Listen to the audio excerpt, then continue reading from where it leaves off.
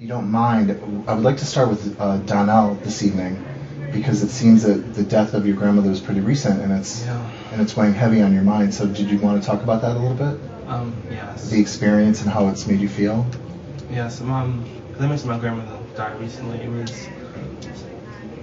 was about 3 weeks ago, and I've been meaning to visit her for some time now. I really should have gone 6 months ago, but I put it off for school and for work, and just to kind of get ahead. And I mean, she wasn't sick or anything. It was just just hadn't got around to it. And one day we just got a call and she was dead, and it's just like so unexpected. Just kind of through a loop, or a loop.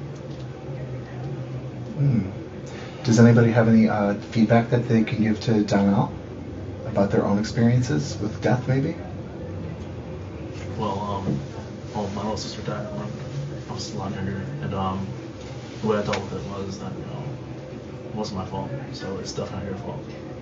And if anyone should be blamed, or should be like raising the God, because it's his doing, or the doctor, because they didn't do what they needed to do. Oh my God, what if the doctors aren't doing what they need to do for me?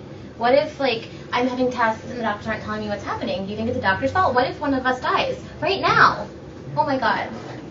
Well, I mean, she has a purpose now, and if someone else, one of us dies, I mean, we would have a purpose. That's all very interesting. Those are all very interesting comments, and I think, Donnell, what I heard from you is that you feel some guilt around putting off a visit to see your grandmother, but what was really nice is that the group kind of pulled together and supported you. And I think part of the existential group, we talk about really we're born to then die, and it's just another phase of existence. And Lindsay, you talked about your fear. It seems like you have some fear of death. And I have fear of a lot of stuff. Yeah. It's not your fault. And maybe if we talk specifically more in future groups about life and kind of stress, we can help you with that. And Anthony, I thought it was very interesting your comment to Donnell about blame, because according to existential theory,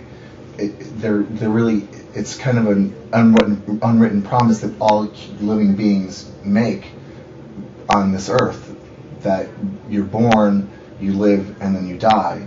So to blame someone for that, I found very interesting.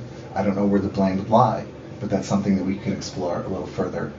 Maria, in terms of your situation, to indicate that Donnell's grandmother now has a purpose in death, I thought that was very poignant, and it makes me want to talk to you in future sessions about where you might be struggling with deciding who and what you want to be. So, did you have anything you wanted to add, Donnell? I mean, I think right now I'm just kind of processing the whole thing, and I mean, I'm certainly taking what they said into account, but I think I'm going to have to work through it for a while. But certainly food for thought.